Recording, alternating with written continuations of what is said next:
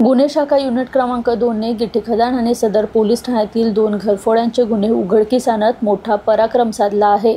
या कारवाईत पोलिसांनी एकूण 15 तोळे सोन्याचे दागिने, इम्पोर्टेड घड्याळ तसेच रोख रक्कम मिळून 7,04,882 रुपयाचा मुद्देमाल जप्त केला आहे। ही कारवाई समाधाननगर गिट्टी खदान येथे घडलेल्या घरफोडीच्या प्रकरणावरून सुरू झाली होती। फिर्यादी संध्या जितेंद्र ठाकूर राहणार समाधाननगर यांच्या घरात 6 सप्टेंबर रोजी सायंकाळी 4:30 ते रात्री 9 वाजेच्या दरम्यान आरोपी मोहम्मद ओसाम रफिक पाटका वय 33 वर्ष राहणार स्वागतनगर गिट्टी खदान याने घराच्या आत प्रवेश करून दागिने आणि रोकड लपास केल्याचं निष्पन्न झालं।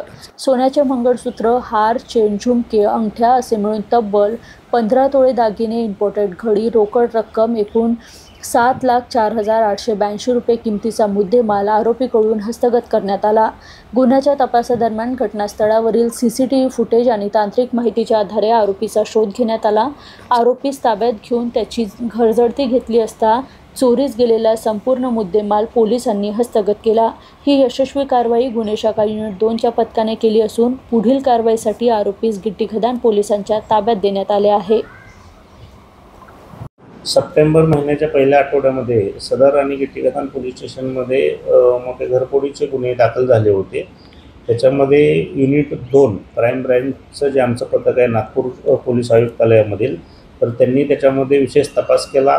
काही टेक्निकल एव्हिडन्स त्याच्यामध्ये आम्हाला मिळाला, त्याच्यावरून आरोपी निष्पन्न झालेला आहे। तो जो आरोपी आहे तो गिट्टी खदान पोलिसांच्या हद्दीत राहणारा आहे। मोहम्मद ओसापार रफिक पाटका नावाचा हा आरोपी आहे। त्याला ताब्यात घेतलेला आहे। ताब्यात घेऊन त्याला आता पुढील कारवाई करणं सुरू आहे। याच्यामध्ये चोरीस गेलेला जो मुद्देमाल आहे त्यापैकी सोने चांदीचे दागिने, त्याचबरोबर हिऱ्याचे काही आभूषणे असं जप्त करण्यात आलेलं आहे। जवळजवळ 7 लाखापेक्षा अधिक मुद्देमाल जप्त करण्यात आलेला आहे आणि आरोपीला ताब्यात घेऊन पुढील कारवाईसाठी सदर आणि गिट्टी खदान पोलीस स्टेशनला देण्यात आलेलं आहे।